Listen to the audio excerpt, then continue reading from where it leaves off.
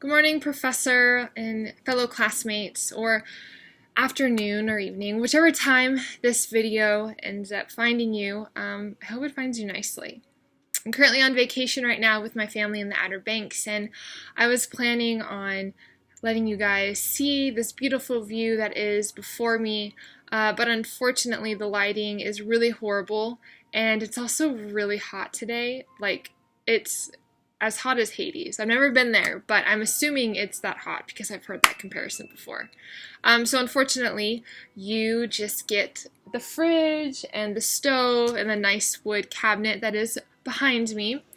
So as I am speaking, just feel the scenery that is around me, that is waves and hot sunshine, and my niece and nephew running around, banging on the door while I'm trying to do this presentation.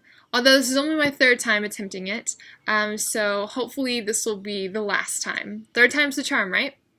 Well, going into this vacation during the last week of school, it actually seemed, or I was thinking it would seem, that it would be this really big burden, but it actually wasn't at all. It's been so comforting and encouraging to really just have a new change of scenery when it comes to my studies, and I found that I'm really able to focus a lot more. And doing this project has also been really refreshing for me. Going into this project, actually, speaking of that, I wanted to make sure that my mindset wasn't strictly, okay, let me get the best grade that I can get. I mean, obviously, we all want a good grade. Let's be real. We're all striving to get good grades, which is a good thing, and we should want that. But I didn't want my sole purpose to be, okay, I gotta get a good grade, I gotta do the research, it has to line up perfectly. I wanted there to be room for God to really work into the words that I was thinking and writing down on my paper when I was trying to figure out what I was going to say for this.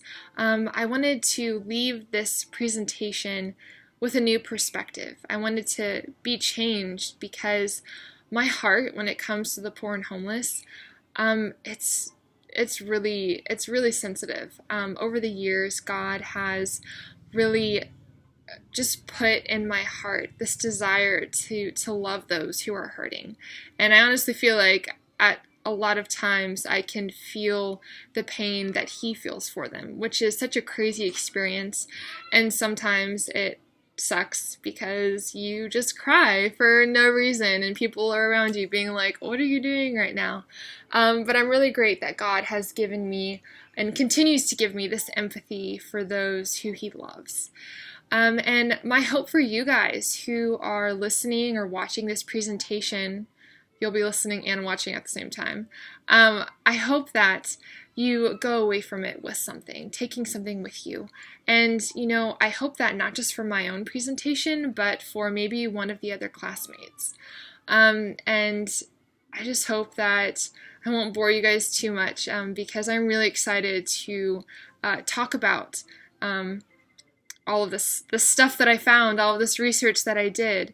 And when it comes to education, I am definitely not used to doing something like this. I went to a, community college. All my education and my upbringing has been completely secular, and I'm not used to really connecting the areas of God to knowledge and all these little outlets in school, and I'm just seeing how much he really is connected into all of that. And it's been challenging, but it has also been extremely refreshing. And I am just so thankful that God has given me this opportunity to go to Liberty University and to grow deeper in my faith, because I definitely know that I would not be able to be a good social worker for the kingdom if I didn't have all of this great knowledge that I'm getting now. So anyway, let me go ahead and start off with this presentation. And what I want to do is I want to go ahead and let's take a look at some words from Paul. In Galatians 2, verse 10, when the apostles finally see that God had given Paul the responsibility to preach to the Gentiles, the only thing that they had asked of him was that he continue helping the poor. And in Galatians 3:26-29, Paul continues to emphasize the importance of that. He says that only through faith in Christ Jesus are we children of God. When we gave our lives to Christ, we now have a new start, and our past, present, and future sins are forgiven. This is a hope that I can see desperately needing to be poured out into the areas of the world where light is absent. This is a truth that needs to be spoken into the lives of those who don't see it or know it's there. Paul continues to even say that there is no longer Jew or Gentile, slave or free. We are all one in the eyes of Christ. And with that, we can believe his promises. When we skip forward one chapter in Galatians, we find Paul repeating the second greatest commandment, to love your neighbor as yourself. And this is something that was extremely important to Jesus. This was something that even he spoke about on the Mount. And when you think about it, when you think about love, well, it's central to who we are as humans, because God created us out of love in the first place. And so it only makes sense that we are driven by our loves. And we find that what we are loving isn't the right thing, or that we find it difficult to love. Well, how exactly do we change that? Because God calls us to love him and others, and he makes that very clear in his first and second commandments. But unfortunately, since the fall of man, we as humans find it hard to love. And growing up, I myself found it hard to love because of the people who said they loved me, but then left me. And that really does something to a young girl when one of those very people is her own father. But God found me in the middle of the chaos that was my life, and from a young age I noticed him start to soften my heart. And for the past 4 years since I became a Christian, I have asked God every day to let me love him more, to show me how to love him more. And he's shown me that this looks a lot different than what I thought it looked like when I prayed it. It looks like really just loving others, the stranger, the people around me every single day. Loving those who persecute me, loving those who are hard to love, loving those who society says are the lowest of the low. And every moment it takes me dying to myself. And oftentimes my thoughts will fail me. But in Galatians 6 verse 2, Paul says that we should share in one another's burdens. And with sharing in one another's burdens, we don't have to fear of getting hurt. Because in Hebrews 6 verse 10, we see that God is not an unjust God, and the work we labor for will not be forgotten. For the love we have shown him through the helping of his people is deeply, deeply cherished. And even the angel in Revelation said that God saw the afflictions and the poverty of the Smyrna people. It's truly through the difficult moments of my life where I have been trying to love the ones who are the hardest to love that I see, understand, and really feel just how much the Father loves me. And I'm finding that being able to empathize with the one who is hurting is the sweetest gift. And I want to briefly jump over to Philippians 2. And I want to read the entire chapter to you. It's not too long, because reading through it again really blew my mind. So it says, it starts off to say, therefore, if you have any encouragement from being united with Christ, if any comfort from his love, if any common sharing in the Spirit, if any tenderness and compassion, then make my joy complete by being like-minded, having the same love, being one in spirit and one of mind. Do nothing out of selfish ambition or vain conceit. Rather, in humility, value others above yourselves, not looking to your own interest, but each of you to the interest of the others.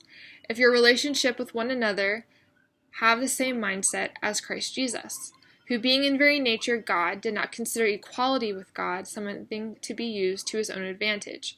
Rather, he made himself nothing by taking the nature of a servant, being made in human likeness, and being found in appearance as a man, he humbled himself by becoming obedient to death, even death on a cross. Now, out of all of this, verse 7 is what really stuck out to me this time. And it says, rather he, talking about Jesus, made himself nothing by taking the very nature of a servant. And Paul and Timothy, what they are saying in this, they're boldly saying that this is the approach that we should have when it comes to our relationships with all people, not just our close friends or family. Have you ever, I know someone out there who's reading this has read something over and over again and you feel like you're not getting anything out of it, and then all of a sudden one day you read it and you're like, boom, the words just hit you and you're like, oh my gosh, why didn't I understand that sooner? Well, I guess for me, Philippians 2, this was just one of those moments where God was like, boom, I want to show this to you. And it immediately made me feel convicted about all the times when I'll be walking in downtown Colorado Springs and I'll try to make sure that I'm always talking to someone on the phone.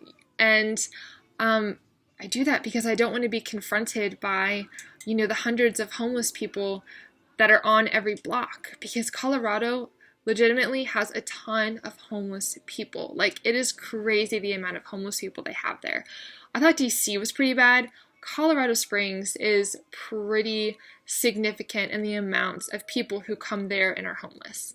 But when I went into chapter 3 of our social work book, I wanted to kind of dig a little bit deeper into this idea of social stigma, because with seeing so many homeless people, for me at least, every day, it's really hard for me to not buy into that social stigma, because I will literally witness homeless people, lying every day to a person, because I'll walk by them several times a day and I'll hear their interactions, and it's the same from the day before. But in our book, I found this little nugget, and it says that when it comes to poverty, if it was the fault of every poor person, then others do not need to examine the way income is earned or consider whether people have the opportunity to acquire wealth. Not only that, but blame, along with the social stigma, enter deeply into the personal being of people who are poor. Now, the life of Katharine Drexel is an aspiring story that I have never really heard of before, but I think it should be spoken of more often. Just briefly, let me summarize her life. She was raised into a life of money and deeply rooted in her faith. Katharine was never in want, and along with her two sisters, they didn't really live their lives with stuck-up noses as of, what most people in wealth would do, or what the stigma is for people who have a lot of money. But after their father's death, Katharine, along with her sisters, took the inheritance and invested it into the outlets of those in need. Katharine's deep dependence and dedication is something to be admired.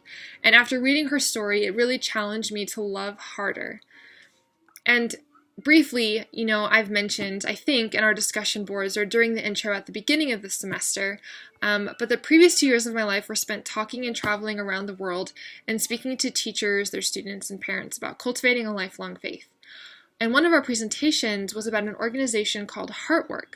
Now, their mission in its entirety is that of Isaiah 58, verse 10.